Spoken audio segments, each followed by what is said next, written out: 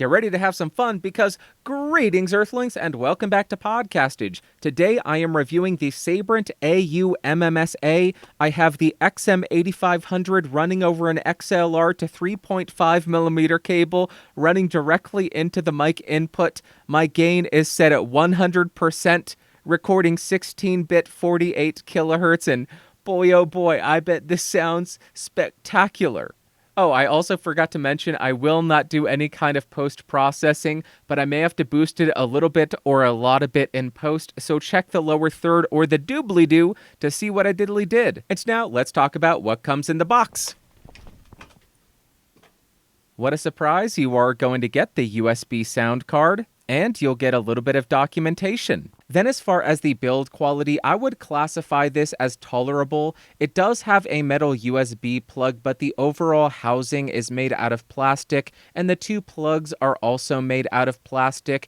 On that note, you do have a 3.5mm mono microphone input and a 3.5mm stereo output, and if it matters to you, big surprise, this device is made in China. Then as far as the specs, this device inputs and outputs up to 16-bit 48 kilohertz, and the voltage going to the microphone output is around 3 volts. But now let's go ahead and plug in a bunch of different devices so we can see what actually functions with this sound card, so we can determine who this is really for. And the very first device that I had to test is the Neewer NW700 because this microphone is why I started testing out these USB sound cards. Some of these output sufficient voltage to power the electronics in these microphones and sound pretty decent. So does it work? I'm running that XLR to 3.5mm jack. It doesn't work too well because it's very quiet, gain is at 100%, and it's very noisy, so not as well as it used to perform. That is done. And secondly, we have the XM8500, which you have been hearing this entire video. It technically works, but it is very quiet. My gain is at 100%, and it is very hissy, but there you go. XM8500, XLR to 3.5mm directly into the Sabrent sound card, and this is the sound that you can get out of it. Now, just to be a completionist and be a little bit stupid, I have the AT2020 connected directly to the sound card. It is not working. You are hearing the camera's internal microphone because the AT2020 is not getting sufficient voltage to power the microphone. So it doesn't work with a microphone like the AT2020 or a microphone that requires any higher voltage. I'm having a really hard time making eye contact with you because of the shame that I am feeling for what I'm doing right now. But you know this had to happen, right? I had no option. This had to occur. This is the SM7B XLR 3.5mm directly into the Sabrent sound card, gain set at 100%. How is this? How good does this sound? This is just brutal. Now, what about a super high-quality stick microphone like this Labtech AM242? It appears to actually work pretty well. I'm getting a healthy level out of it. My gain is set at around 100% or exactly at 100%.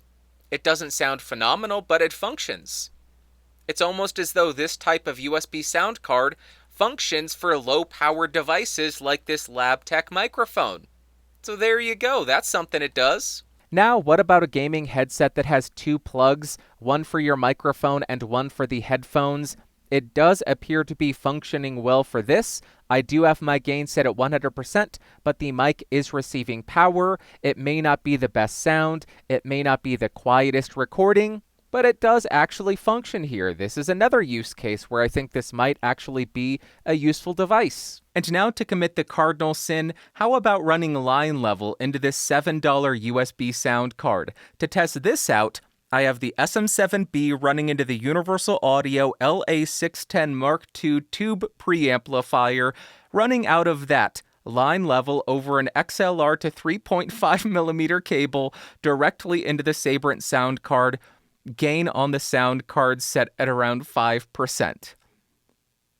This should not be happening, but there you go. Just in case you are wondering, does this allow you to run a $1,700 preamp into it? Technically, I guess. Do not do this.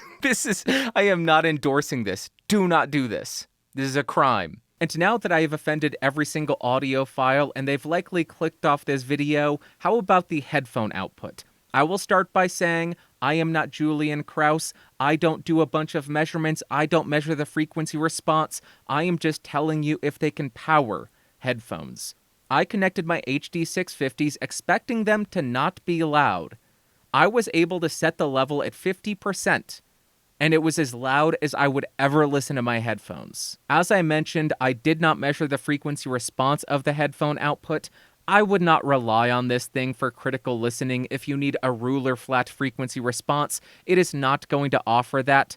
But if you just need to be able to drive your headphones in a pinch, or if you're not a critical listener, seems to power them pretty good. All right, it's been about 7, maybe 7.5 years since I started covering these USB sound cards, and we can say a couple of things. First off, they're still available. Secondly, they still technically function, and that's pretty good, I guess. And first up, as far as pros, the USB sound card is class compliant, so technically it should work on any computer, whether it's Windows, Mac, or Linux. It's also useful to get that mic input and a headphone output, and on the note of the headphone output, I found it to be quite powerful. It drove my HD 650s to a level that I am not comfortable listening at.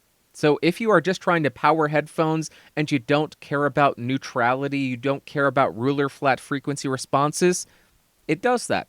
But then we get to the cons, and for me, there's one main drawback here, and that would be the microphone input. I didn't find it capable of driving a standard dynamic without having too much noise and without being too quiet.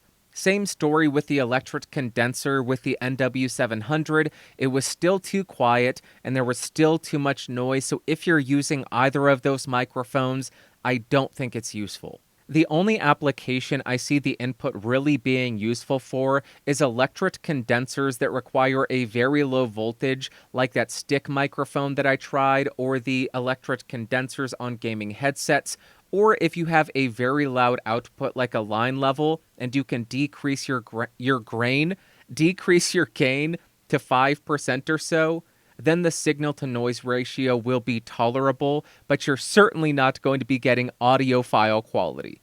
10 times out of 10, I would use the Behringer UM2 over this. So to wrap up, who do I think this sound card is for? If you're looking for an audiophile or professional use case, this is not for you. If you're looking for a headphone amp that has ruler flat frequency response, this is not for you. If you are looking for ultra-low noise microphone recordings, this is not for you. But if you have a busted internal sound card on your motherboard, or maybe you're looking for the basic functionality of having a mic input and a headphone output that are separate, I think that's who this is for. People who are not critical listeners and are not trying to do critical recordings, they just want the basic connectivity. It's cheap, it does that, it offers it, and it does it pretty well. With a caveat, as long as you aren't using a dynamic like the XM8500 with an incredibly low sensitivity, or a condenser like the NW700 or higher that requires more voltage than about 3 volts. Alright, that is it for this video. You may find yourself wondering, why the heck is he reviewing a $7 sound card? Because I did this 7 years ago, I got a little bit nostalgic, I got a little bit curious, I wanted to see how they performed 7 years on. It was just fun for me. May not be the most useful video for many people, but it's something fun to do, something a little bit different, something a little out of the box, because every video is the same. This is a little bit different. I connected a $1,700 outboard tube preamp compressor to a $7 sound card like an idiot. That's why I did it. But if you found this video fun, interesting, or helpful, go ahead and give me a thumbs up. Hated it, big old thumbs down. There's a video beneath me. YouTube thinks that's perfect for you, so go ahead and click on that. Do it! These people are amazing. They support the channel at $5 or more. I love them. Thank you so much for watching. Thank you so much for listening. I will talk to you on a later date. Bye-bye. Whoa. Whoa.